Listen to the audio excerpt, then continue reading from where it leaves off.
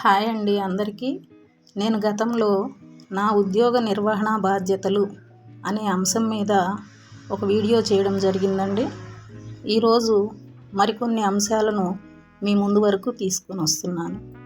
వాటిలో భాగంగా వార్డు పరిధిలోని కుటుంబాలలో జరగబోయే బాల్య వివాహాలను గుర్తించడం, బాల కార్మికులను గుర్తించడం మరియు చైల్డ్ అబ్యూజ్కి గురయ్యేటువంటి చిన్నారులను గురించి తెలుసుకొని వారికి వారి తల్లిదండ్రులకు అవగాహన కల్పించడం, విద్య యొక్క ప్రాముఖ్యత మరియు కుటుంబ పరిస్థితులు మెరుగుపరుచుకొనుటకు స్కూల్ డ్రాపౌట్ పిల్లలను గుర్తించి వారిని స్కూల్లో చేర్పించే కార్యక్రమాలపై అవగాహన కల్పించడం, అక్రమ మద్యము అమ్మకాలు, గుట్కా అమ్మకాలు, పేకాట నిర్వహణ, కోడిపందాల నిర్వహణ ఇలాంటి వాటి గురించి తెలుసుకొని పోలీస్ మరియు ఎక్సైజ్ సెబ్ అధికారులకు తెలియపరచడము, మైనర్ డ్రైవింగ్ మరియు వితౌట్ లైసెన్స్ డ్రైవింగ్ చేసేటువంటి పిల్లలను మరియు యువకులకు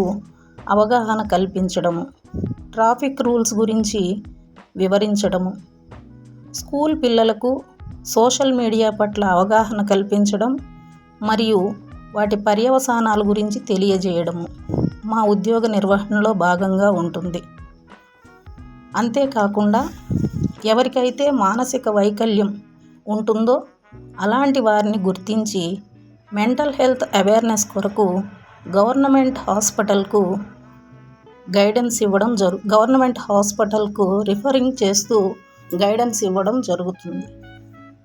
ఉమెన్ ట్రాఫికింగ్పై అవగాహన కల్పించడము, రకరకాలైనటువంటి సర్వేలు ఏవైతే గవర్నమెంట్ వారు ప్రవేశపెడుతున్నారో ఆ సర్వేలను మిగతా ఉద్యోగులతో కలిసి చేస్తూ ఉండడము మా యొక్క విధి నిర్వహణ.